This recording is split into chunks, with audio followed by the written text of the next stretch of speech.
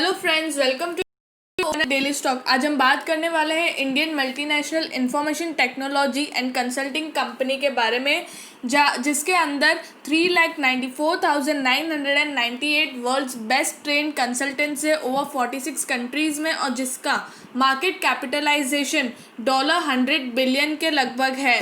तो ऐसी multi millionaire company का नाम है TCS, टाटा कंसल्टेंसी सर्विसेज। तो आगे बढ़ने से पहले अगर आपने हमारे चैनल को सब्सक्राइब नहीं किया हो तो आप हमारे चैनल को सब्सक्राइब ज़रूर कर दीजिएगा।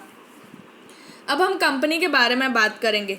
कंपनी का मेन काम क्या है? इंफॉर्मेशन टेक्नोलॉजी सर्विसेज, मतलब ये IT information technology services provide करती है, जिसके अंदर cloud service, backup and disaster recovery, network security, manage print services, computer training, IT consulting, ये सारी चीज़ें इसके अंदर आती है और ये सारी सर्विसेज प्रोवाइड करती है, जिससे ये लाखों अरबों करोड़ों ये कमाते हैं। उसके बाद डिजिटल एंड बिजनेस सॉल्यूशंस, मतलब कोई भी कंपनी है या कंपनी नहीं, कोई भी नॉर्मल सी शॉप या उनको अपनी शॉप को डिजिटलाइजेशन में कन्वर्ट करना हो तो वो कॉन्ट्रैक्ट देती है TCS को, और उसके बाद ये बिजनेस सॉल्यूशंस भी प्रोवाइड करती है। ठीक है, तो अब हम फंडामेंटली देख लेंगे इसका मार्केट कैपिटलाइजेशन। जैसे मैंने बोला था, कुछ $100 बिलियन के लगभग है, और इसका मार्केट लॉट जितने आपको बाय करना हो, इसका बुक वैल्यू है 11.89 और इसका PE है 32.89 और इंडस्ट्री का PE 27.90। तो अभी ये प्रीमियम पे है और अभी ये बहुत ज़्यादा कॉस्टली है, मतलब कॉस्टली नहीं, आप महंगा बोल सकते हो, क्योंकि अभी आप इसको बाय नहीं कर सकते हो। और डिविडेंड है इसका 2.72, जो बहुत 2.72%। बुक वैल्यू है 225.85 रुपीज़, और EPS अर्निंग पर शेयर इसका 81.68, मतलब आप एक शेयर पे इतना कमाते हो। फेस वैल्यू इसका 1। Dividend percent 7300%। Put call ratio है इसका 29.49 और डिलीवरेबल्स चार्ज है इसका 48.55%। अब हम फाइनेंशियली एक ट्रेंड देख लेंगे, जहाँ पर ये शो कर रहा है रेवेन्यू और प्रॉफिट दोनों इंक्रीजिंग ट्रेंड में है। रेवेन्यू भी आप देख सकते हो 2017 में 1.22 लाख करोड़ में है, और अभी इसका रेवेन्यू है 2020 में 1.61। ये बहुत ही धीरे धीरे इंक्रीज़ हो रहा है, लेकिन जिस तरह से इंक्रीज़ हो रहा है, जहाँ पर ये डिक्रीमेंट ज़रा भी नहीं है, तो बहुत ज़्यादा अच्छी बात है। 2017 से 2020 तक आप प्रॉफिट देख सकते हो, हर साल इसका प्रॉफिट इंक्रीज़ हुआ है। 2017 में 0.26 लाख करोड़ था, और आज 2020 में 0.32 लाख करोड़ इसका प्रॉफिट है। अब हम प्रमोटर होल्डिंग्स को देख लेंगे। जैसे कि आप देख सकते हो, प्रमोटर होल्डिंग इसका है 72.04%, जो बहुत ज़्यादा अच्छी बात है। मतलब 70% जो होल्डिंग्स है, जो शेयर्स है, वो प्रमोटर्स के पास ही है। उसके बाद जब हम DII FII के आप देख सकते हो, FII 15.99%, मतलब आप 16% समझ सकते हो, और DII से 7.85%। उसके बाद जो म्यूचुअल फंड होल्डिंग्स है 2.83%, लेकिन प्रमोटर होल्डिंग्स में सिर्फ इन्होंने 2.12% प्लेज पे रखा हुआ है, जो कोई बड़ी बात नहीं है। मतलब टोटल 70%, और उसके बाद सिर्फ अदर पार्टी का 4.09% अगर आप निकालते हो तो 96% होल्डिंग सिर्फ बड़े लोग के पास है, जो बहुत ज़्यादा ही अच्छी बात है। मतलब कंपनी ऐसे ही कभी भी नहीं उड़ सकती, और TCS बहुत पुरानी कंपनी है और बहुत ज़्यादा ट्रस्टवर्दी है, लोगों को बहुत ज़्यादा ट्रस्ट है इस कंपनी पे। अब हम टॉप लाइन और बॉटम लाइन देख लेते हैं। टॉप लाइन जहाँ पर सेल्स और अदर इनकम ऐड करने के बाद जो टोटल इनकम निकलती है उसको हम टॉप लाइन बोलते हैं। तो टॉप लाइन आप देख सकते हो 2018 में 1,26,746 करोड़ इनका टोटल इनकम है, और उसके बाद जो मार्च 2020 में जो इंक्रीमेंट हुआ है वो आप देख सकते हो 1,61,541 करोड़ का है। उसके बाद अगर आप देखो total expenditure, earning before interest and tax, अगर आप डिडक्ट करते हो तो बॉटम लाइन में मतलब जो नेट प्रॉफिट है मार्च 2020 का वो है 32,447, जो बहुत ज़्यादा अच्छी बात है क्योंकि मार्च 2018 से बहुत ज़्यादा अच्छा इंक्रीज़ हुआ है। लेकिन मार्च 2019 के कंपैरिजन में अगर आप देखो तो इतना ज़्यादा इंक्रीज़ नहीं हुआ है। उसके बाद आप इंटरेस्ट भी देख सकते हो, मतलब 2018 में सिर्फ 52 करोड़ इनका कुछ इंटरेस्ट था और अभी आप देख सकते हो 2020 में 924, मतलब इतना ज़्यादा इंक्रीज़ हो गया। मतलब इनका जो लोन है वो इन्होंने थोड़ा ज़्यादा ले लिया है, उसकी वजह से इंटरेस्ट भी ज़्यादा हो रहा है। उसके बाद हम ईपीएस देख लेंगे तो आप देख सकते हो ईपीएस मार्च 2018 में 134.19 रुपीज़ आप पर शेयर कमाते थे, लेकिन डिक्रीज़ हुआ है 2019 में 83.05 रुपीज़। मतलब आप सिर्फ एक शेयर पे 83.05 रुपीज़ कमाते हो, लेकिन 2020 में फिर से इंक्रीमेंट आप देख सकते हो। उसके बाद बुक वैल्यू आप देख सकते हो, बुक वैल्यू में भी डिक्रीज़ हुआ है। 2018 में 447.80 रुपीज़ था और अब आप देख सकते हो 226 रुपीज़ है, तो ये थोड़ा नेगेटिव पॉइंट है।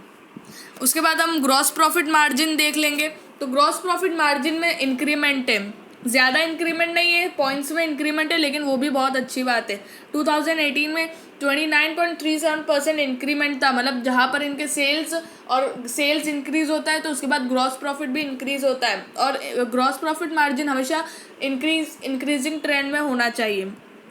ऑपरेटिंग मार्जिन आप देख सकते हो, जहाँ पर ऑपरेशन से जो प्रॉफिट होता है उससे हम ऑपरेटिंग मार्जिन हम निकालते हैं। तो मार्च 2019 से अगर हम कंपेयर करें तो ये डिक्रीमेंट आया हुआ है इधर, तो यहाँ पे एक नेगेटिव पॉइंट है। नेट प्रॉफिट मार्जिन अगर हम देख ले तो यहाँ पर भी डिक्रीमेंट आया हुआ है। मार्च 2019 में 21.54% था और अभी 20.67% है, मतलब इनके जो सेल्स है वो थोड़ा सा डिक्रीज़ हुआ है, उस वजह से जो नेट प्रॉफिट है वो भी डिक्रीज़ हुआ है। उसके बाद हम रेशोज़ देख लेंगे, रिटर्न रेशोज़, जहाँ पर रिटर्न ऑन इक्विटी है, जहाँ पर शेयर होल्डर्स जो कंपनी पे पैसा लगाते हैं उस पैसे पे उनको कितना रिटर्न मिलता है, तो वो चीज़ भी इंक्रीमेंट में हो तो शेयर होल्डर्स को बहुत ज़्यादा अच्छा लगता है। तो मार्च 2018 में उन्हें 30.33% था और अभी आप देख सकते हो 38.44% जो इंक्रीमेंट हुआ है 8% का, तो बहुत ज़्यादा अच्छी बात है। ROC, return on capital employed, मतलब जो कंपनी है, जो मतलब प्रमोटर्स उन्होंने जो पैसा लगाया है कंपनी पे उस पे मतलब कैपिटल पे उस पे उनको कितना रिटर्न मिल रहा है, तो वो भी इंक्रीमेंट में है, जो बहुत ज़्यादा अच्छी बात है। मार्च 2018 में 38.59% था और अभी आप देख सकते हो 46% है, तो इंक्रीमेंट हर साल इंक्रीमेंट है, जो अच्छी बात है।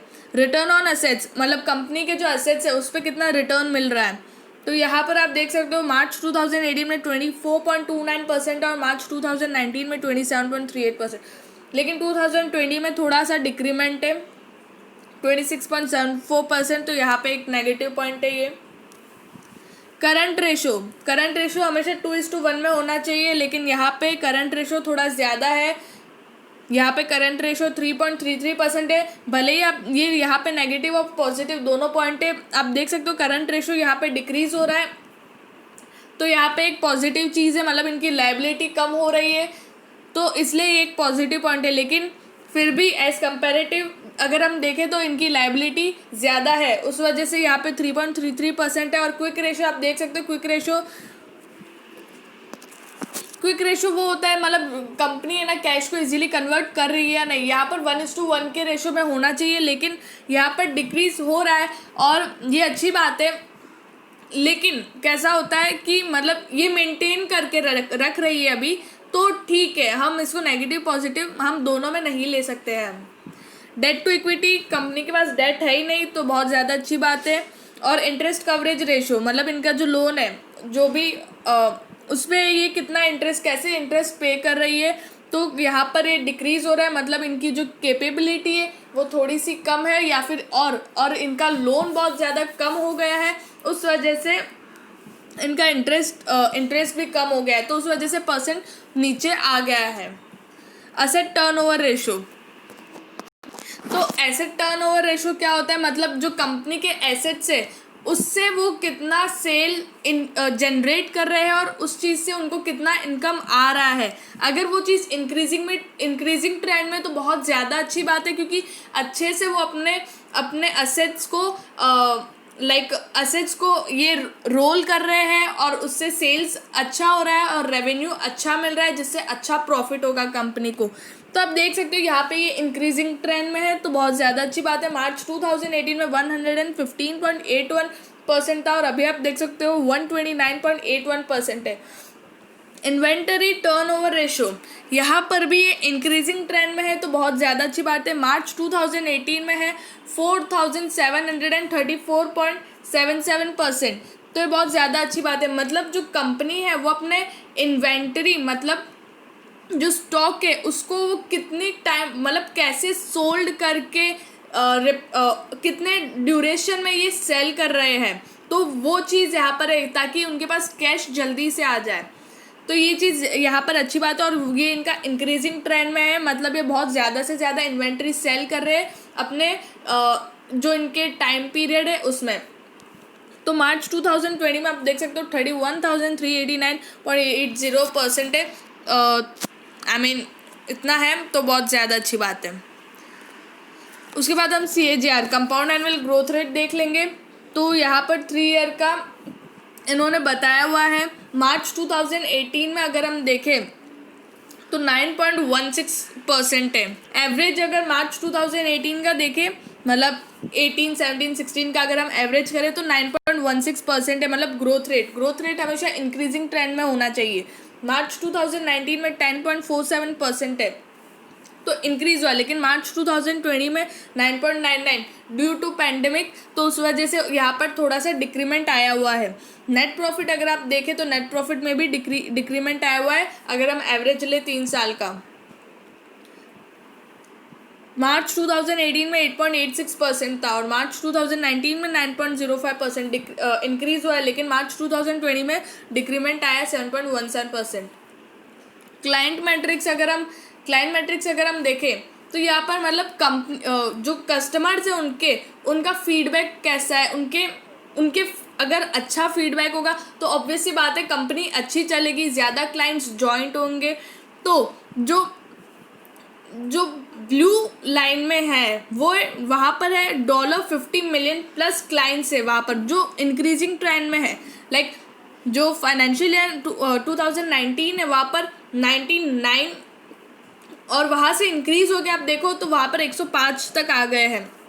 और जो ब्लू लाइन में वहाँ पे 100 मिलियन प्लस क्लाइंट्स है, तो यहाँ पर भी ये इंक्रीजिंग ट्रेंड में है, तो बहुत ज़्यादा अच्छी बात है। फिर एम्प्लॉय मैट्रिक्स का क्या मतलब होता है, एम्प्लॉय कैसा परफॉर्म कर रहा है और मतलब कितने एम्प्लॉय इंक्रीज हो रहे हैं, तो यहाँ पर ये बात आ जाती है। मतलब टोटल हेड काउंट मतलब कितने एम्प्लॉय हैं उनके TCS के अंडर में और कितने इंक्रीज हो रहे हैं। तो आप देख सकते हो कि फाइनेंशियल ईयर 2016 में 354K मतलब 3,54,000 इतने एम्प्लॉयज़ थे और अभी आप देख सकते हो 4,48,000, मतलब आप देख सकते हो हर साल एम्प्लॉयज़ इंक्रीज हो रहे हैं। मतलब इनकी जो कंपनी है वो ब्रॉड होती जा रही है और उनको संभालने के लिए एम्प्लॉयज़ इनको और चाहिए, तो वो चीज़ भी इंक्रीज़ हो रहे हैं। तो बहुत ज़्यादा अच्छी बात है कि कंपनी में ग्रोथ है और उस वजह से एम्प्लॉयज़ भी इंक्रीज़ हो रहे हैं। अब हम कैश यूसेज देख लेंगे, मतलब कैश कहाँ पे यूज़ होता है। तो शेयर होल्डर पे आउट्स, मतलब जो शेयर होल्डर्स है उनको ये कितना डिविडेंड देते हैं, तो 78.8% मतलब इनका उतना इधर जाता है। लेकिन आप सोचोगे भाई इतना डिविडेंड, तो आप देख सकते हो 70% जो होल्डिंग्स है वो तो प्रमोटर खुद के पास है, उनके पास मतलब आधे से ऊपर पैसा तो उनके खुद के पास ही जाता है। ठीक है, फिर हम देख लेंगे कैपिटल एक्सपेंडिचर, मतलब जो भी चीज़ें होती है, मतलब जो एक्सपेंडिचर करते हैं ये वहाँ पर 7.7% इतना कैश यूज़ करते हैं। ठीक है, फिर आ जाता है एक्विजिशंस, मतलब कोई भी नई चीज़ को डेवलप करना, कोई स्किल को डेवलप करना, तो वहाँ पे जो ये पैसा लगाते हैं वो है 0.2%। और इन्वेस्टेड फंड्स मतलब फिर से कितना इन्वेस्ट कर रहे हैं वहाँ पर है 13.3% पैसा उधर डालते हैं।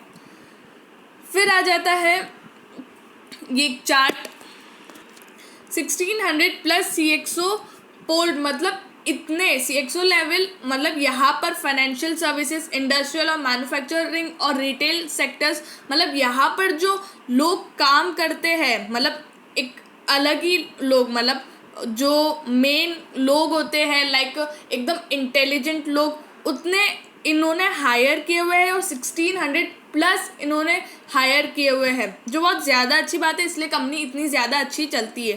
फिर अक्रॉस 13 यूरोपियन कंट्रीज़ वहाँ पर ये लोग वहाँ पर है। उसके बाद जो combine annual value of contract over €40 billion, मतलब इतने कॉन्ट्रैक्ट्स हैं इनके, और 5000 प्लस IT कॉन्ट्रैक्ट्स हैं इनके हाल फिलहाल में। उसके बाद कंपनी का जो प्रेजेंट में जो प्राइस है वो है, करंट प्राइस क्या है इनका 2686.80, मतलब इतना इनका करंट प्राइस है, और इनका हाई है 2885।